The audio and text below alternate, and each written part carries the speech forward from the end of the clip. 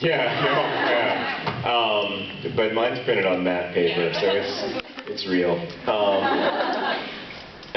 This isn't that bad. I have to preface it. It's not nearly as funny as what we just heard. But it's instructive for a few reasons. First, because it is basically just a 500-word plot summary of all of my novels.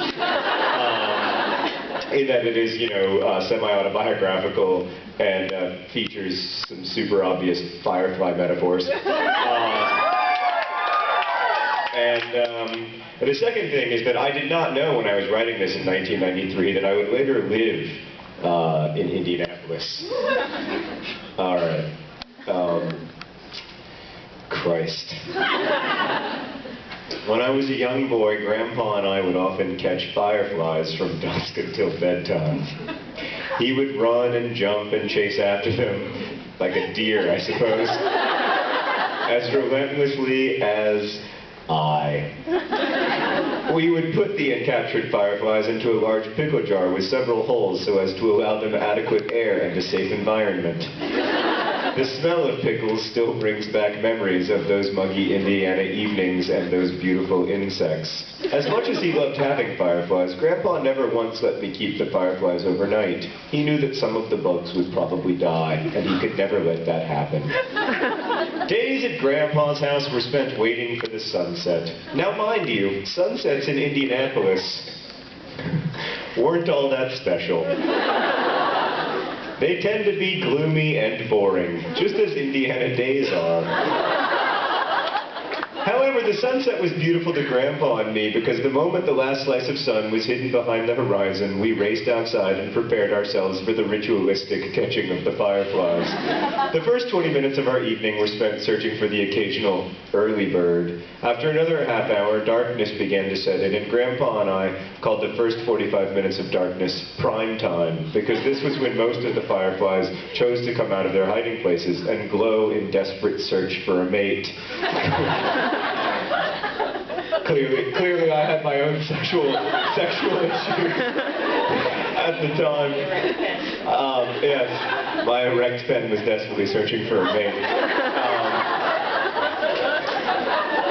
What they often found, however, was a boy searching for beauty and happiness. I was so sensitive. I didn't want a mate, I just wanted beauty and happiness. I'd learned long ago that fireflies were sacred, and that it was my duty never to injure one. Only once did one of my revered creatures die while in our hands. It was my last night in Indianapolis, and the gloomy day had preceded the wondrous night lit only by a half moon, the stars, and the fireflies, and presumably all the electricity.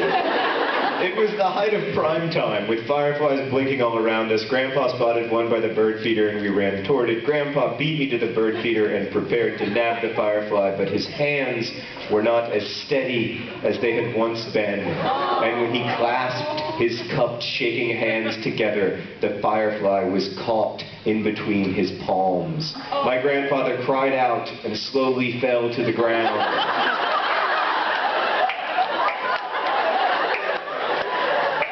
I too screamed as I reached the bird feeder and saw the sputtering firefly on the verge of death. I had no idea what to do. It couldn't be shot as you would a dying horse, or given CPR as you would a dying human. Really? I couldn't imagine a humane way to kill a firefly. What will we do without a gun? How will we solve this terrible problem? Perhaps we could smush it. So anyway, he cried. As the firefly made a last desperate attempt at flight, my grandfather began to cry. He wept not only for his lost firefly, but also for his lost youth.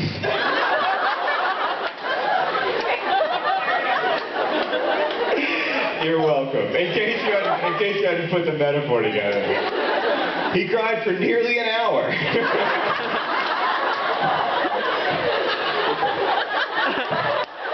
as I was thrust into an uncomfortable position which I did not know how to handle. I was so shocked to see my 71-year-old grandfather crying for a freaking hour. And so, not knowing what else to do, I said to him what my father had said to me upon the death of my turtle. We'll give him a nice funeral and he can go to Firefly Heaven, I told Grandpa.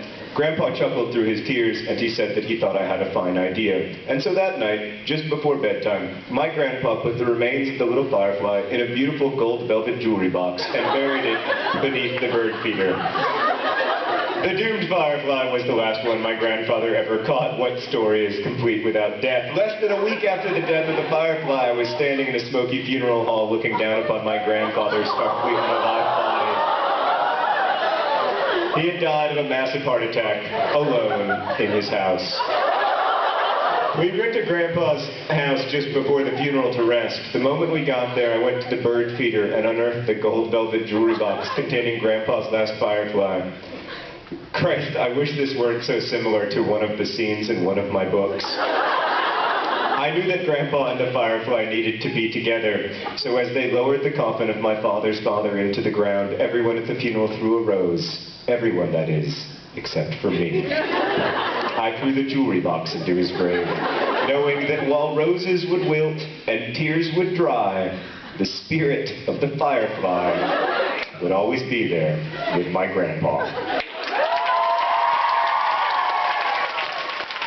Yeah, actually.